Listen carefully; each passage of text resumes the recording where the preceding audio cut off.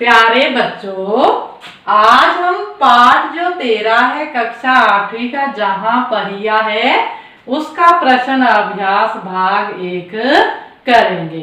तो इस पाठ को हम पिछले भाग में पूरा कर चुके हैं। तो आओ आज हम प्रश्न अभ्यास करते हैं। तो प्रश्न अभ्यास में जो पहला दिया हुआ है बच्चों वह है जंजीरें। तो जंजीरें का मतलब तो आप समझ गए होंगे कि बंधन के रूप में यहाँ प्रयोग किया गया है। बंधन इसका प्रतीक है जंजीरों का। अब इसमें प्रश्न नंबर 1 क्या पूछा हुआ है, उन जंजीरों को तोड़ने का जिनमें वे जकड़े हुए हैं कोई ना कोई तरीका लोग निकाल ही लेते हैं। इस तरह की पंक्तियां जो है पाठ में से उठाई गई है।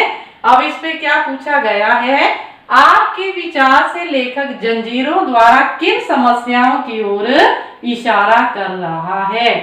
अब इसका उत्तर हम जानेंगे। जंजीरों द्वारा लेखक रूढ़िवादी क्या पढ़ा था हमने, ऐसे विचार जिनको समय के साथ छोड़ना उचित होता है, जिनका कोई भी महत्व नहीं रहता, कोई भी औचित्य नहीं रहता, ऐसे विचारों को हम रूढ़िवादी विचार कहते हैं। तो वैसे विचारों की ओर यहाँ पे लेखक इशारा कर रहे हैं। और जैसे कौन कौन से विचार है वह समाज में स्त्री निरक्षरता, यानी कि वे स्त्रियों को नहीं पढ़ाना चाहिए, उन्हें अनपढ़ रखना चाहिए। अगर इस तरह के कोई विचार रखते हैं तो बच्चों उसको हम रूढ़िवादी कहते हैं। उसका कोई भी आधार नहीं रहता है। और उनके प्रति भेदभाव, स्त्रियों के प्रति समाज में जो भेदभाव किया जाता है, उन्हें समान अधिकार जहां नहीं दिए जाते हैं, तो उन्हें हम क्या कहेंगे कि लोग किस तरह के विचारों में जकड़े हुए हैं, रूढ़िवादी विचारों में जकड़े हुए हैं। हमें स्त्री और पुरुष को समाज में समान अधिकार देने हैं।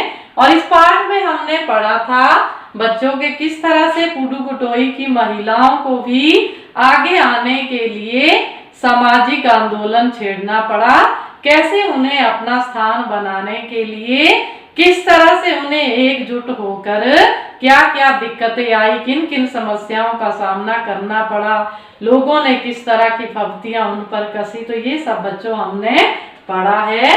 तो लेखक का भी जंजीरों से तात्पर्य इन्हीं समस्याओं की ओर इशारा करना है। तो अब इसमें दूसरा प्रश्न क्या पूछते हैं, वह इन्हीं पंक्तियों से संबंधित है जो हमने ऊपर लिखी है। क्या आप लेखक की इस बात से सहमत हैं, अपने उत्तर का कारण भी बताइए।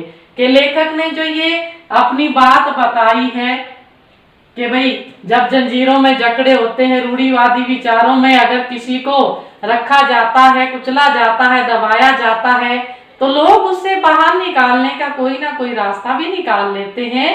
तो क्या आप उनके इस विचारों से सहमत हैं। तो हम लिखेंगे कि हम लेखक के इस कथन से सहमत हैं। समाज द्वारा बनाई गई रूढ़ियां अपनी सीमाओं को लांघने लगे तो समाज में इसके विरुद्ध एक क्रांति अवश्य लेती है। मतलब एक जो क्रांति होता है, बदलाव अवश्य आती है, अवश्य ऐसा रूप लेती, अवश्य रूप लेती है।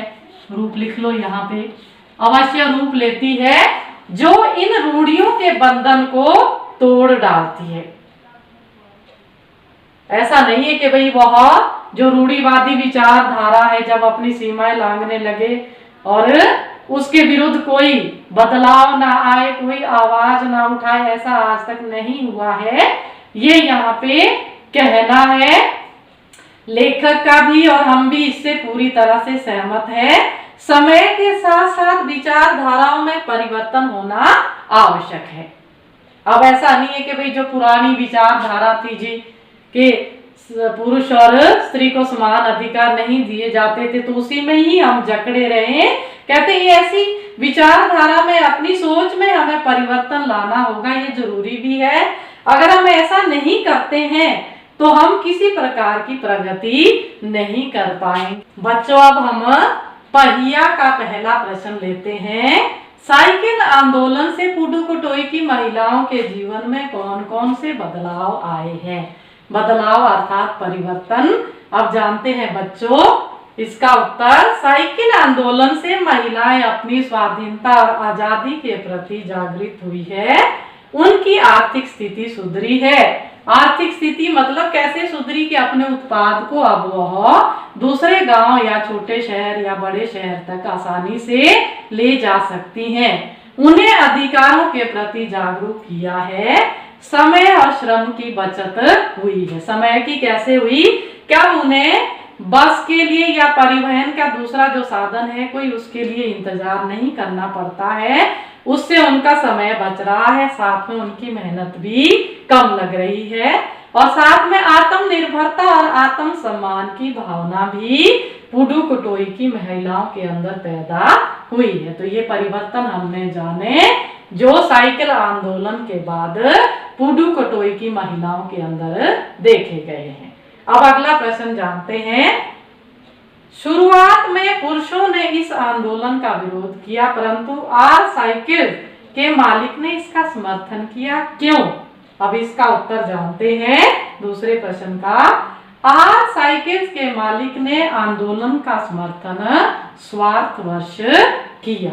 उनका कोई अपना स्वार्थ उसमें छिपा हुआ था। वे गांव के एकमात्र लेडी साइकिल डीलर थे। डीलर का हमने पढ़ा था विक्रेता या दुकानदार। दूसरा कोई भी वहां दुकानदार नहीं था जो लेडी साइकिल बेचता हो। महिलाओं ने जब आजादी का सम्मान करते हुए साइकिल आंदोलन को अपना हथियार बनाया तो आज साइकिल के मालिक की आय में वृद्धि होना स्वाभाविक था। आय में वृद्धि मतलब इनकम, जिसको हम पैसे कहते हैं, क्योंकि जितनी साइकिल बिकनी थी उतनी उनके आय में, उनके पैसों में बढ़ोतरी होती रहनी थी।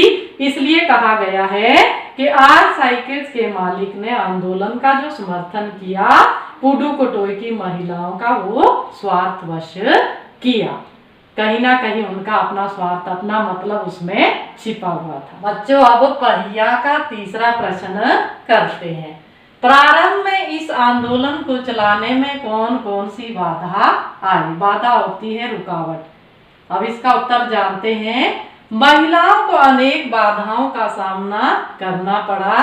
शुरू में पुरुष साइकिल चलाने वाली महिलाओं पर फब्तियां कसते थे। फब्तियां कसना हमने पढ़ा था, ताने देते थे, उन्हें तरह तरह की बातें सुनाते थे। प्रशिक्षण के लिए महिलाओं ने स्वयं कमर कसी। कमर कसना मतलब तैयार हुई। उन्हें कोई ट्रेनिंग देने के लिए तैयार नहीं था, क्योंकि साइकिल चलाने के लिए उन्हें प्रशिक्षण की आवश्यकता थी। फिर उन्होंने क्या किया, जिन महिलाओं को पहले साइकिल चलानी आती थी उनमें से ही दूसरों को सिखाने लगी। इस तरह से उन महिलाओं ने आपस में ही एक दूसरे को ट्रेनिंग देकर साइकिल चलानी सिखाई। परिवार में पुरुषों ने शुरू में महिलाओं का इस आंदोलन में समर्थन नहीं किया। जब शुरू में उन्होंने ये साइकिल आंदोलन चलाया तो परिवार के पुरुषों द्वारा भी उन्हें सहयोग नहीं दिया गया। आर्थिक रूप से भी उन्हें तंगी रही। तभी तो हमने पढ़ा था कि जो फातिमा नाम की महिला है वह अपने शौक को पूरे करने के लिए किराए पर साइकिल लिया करती थी। तो बच्चों हमने ये प्रश्नों के उत्तर जाने तो आपको ये जरूर समझ आए होंगे। तो बच्चों आपने ये साफ साफ अपनी कॉपियों में लिखने हैं और साथ में इसको याद भी करना है। तो बच्चों आज बस इतना ही।